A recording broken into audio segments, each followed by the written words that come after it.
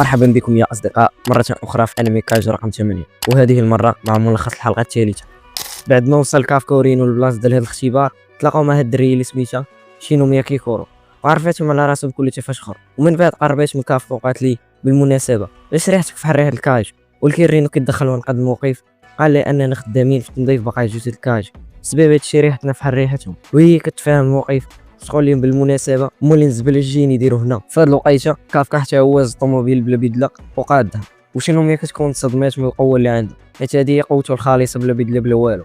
ومن بعد كافكا حتى هو كيعرف على راسو بطريقته الخاصه، شنو كتقول مع راسها هاد العام اختبار غيكون النيفو ديالو طالع. ومن بعد بداو الاختبار، وكافكا كياخذ اسوأ النتائج في اختبار ديال اللياقه، تربقى واش ما فاشل ما قدرش حتى يجري، بسبب هادشي كيكون في المراكز الاخيره. اما شينوميا كتكون هي الخامسه، وكيف ديما كتمشي عنده كتبقى تضحك عليه. ونمشيو هاد القائده مينا اللي كتشوف الملف ديال كافكا وسط المتسابقين اللي ممتحنين في قوه الدفاع، وكيقول لها النائب ديالها انه هذا العام كاينين بزاف ديال الممتحنين غير الاعوام اللي فاتت. كيبان لينا انه القائد بقى عاقل على كافكا وبقى عندها امل انه غيوقف جنبها. كتشوف عاوتاني انه جميع الممتحنين هذا العام متخرجين من كليات اباده ومدارس عسكريه، تقدر تقول عليهم النخبه ديال النخبه. وعلى راسهم شينوميا كيكورو اللي كانت اصغر وحده تخرجات، وسموها اعظم موهبه ديال الساعه البشريه، السبب اللي خلى صاحبنا كافكا في المراتب الاخيره ماشي حتى هو ضعيف، ولكن المتسابق اللي معاه اللي زايدين نغزه.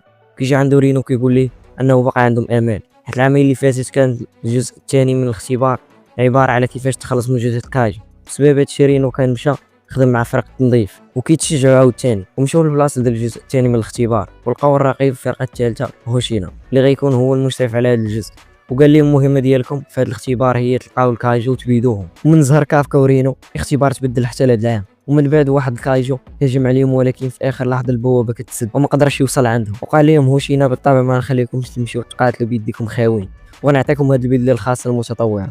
ورينو كيجرب يلبسها وكتشكل على الجسم ديالو وارتبطات بالعضلات ديالو ولات جزء من جسمه. كيقول لهم هذه البدله مصنوعه من اعضاء الكايجو، كتقوم بمضاعفه القوه اللي لابسها اضعاف الاضعاف، وكيكون هذا هو السلاح الوحيد اللي يقدر تواجه به الكايجو. ومن بعد قاسوا القوه القتاليه المحرره من هذه البدل، وهذه النسبه كيمكن لها تزاد مع الوقت والتدريب. كيكون غالبيه الممتحنين فوق 10% الا رينو اللي النسبه ديالو 8%، واصلا في احسن الاحوال كانوا كيجيوهم واحد ولا جوج فوق 10% في العام. ويعني بهذا الشيء انه رينو حتى هو كيتعتبر النيفو ديالو مزيان، ولكن الصدمه كتكون ملي قاسوا القوه المحرره من شينوميا اللي كتكون 46%، فبهذا النيفو اللي عندها كتكون بقوه قائد اسطول. فعلا هذا الشيء اللي كيكون متوقع من الموهبه الاعظم في التاريخ.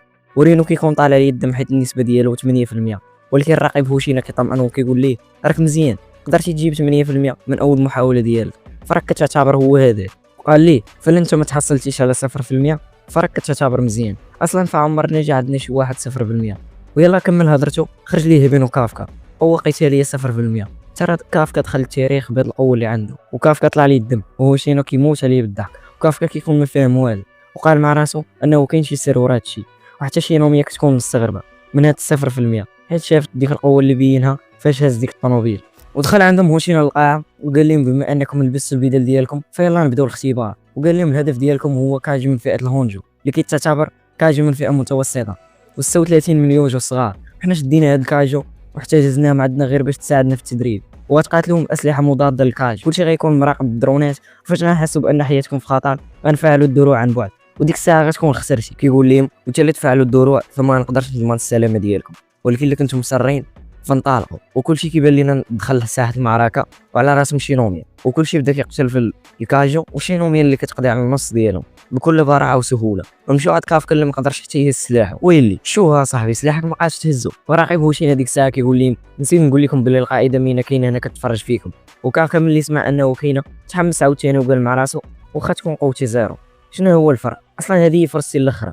قال لي رينو واش انت مفراسكش انهم ما كيتفرجوش فينا في كل واحد بوحدو، هما دابا راه مهتمين غير بعدد الكاجو اللي ماتوا، وعاوتاني كيراقبونا غير باش يشوفوا كيفاش غادي نتعايشوا مع هذا الوضع الصعيب. وما حنا اللهم بارك قوتنا الهجوميه ضعيفه بزاف، فراه غنكتفيو بدعم المنتحنين الاخرين. وهذا الشيء اللي كيديروه مشاو لعند واحد الكاجو، وكافكا مع شافو عرف سبب الخبره اللي عنده واللي اكتسبها عن طريق خدمته، حيت هو كان شرح واحد في حاله وعارف نقطه الضعف اللي عنده، وكيجبد واحد القنبله صوتيه ولاها عليه. بسبب هذا الشيء الكاجو تاثر بزاف بهذه القنبله. كيقول لهم واخا عنده النظر شويه ضعيف ولكن عنده حاسه سمع قويه بزاف، وما كيمشي ليه السمع فصافي كيولي هدف سهل تقضي عليه. وكيعيط على الدراري اللي معاه كيقول لهم استهدفوا منطقه البطن، حيت تما كيكون الجلد رقيق وضعيف وطلقه ضعيفه تقدر تقتلوا بها، وهادشي اللي كيديروه كيقتلوه بسهوله. ودابا كيكون كافكا بدا كيدير بلاصتو معاهم، حيت هو كيكون نظف بزاف ديال جثث كاجو، وقال رينو بسبب خدمتنا حنا عارفين نقطه الضعف ديال اي كاجو. وكافكا بدا كيتيق في راسو شويه وقال له غادي نقدر نتقبل بلا ما نستخدم قوه الكاجو، ولكن عمر شي حاجه ما كتكمل في هاد الاني.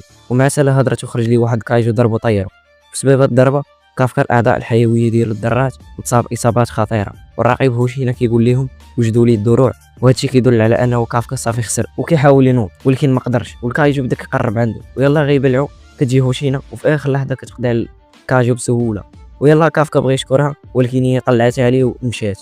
وكافكا حاول ينوض ولكن تفكر 0% وقال مع راسو الموهوبين بوحدهم اللي كينجحوا. والراقب هوشينا كيقول لي نصحك تستسلم، ولكن كيقول لي كافكا انت شكون باش تقول لي استسلم، وبقى مقاتل حتى نهار وقوته تزادت من 0% ل 0.01.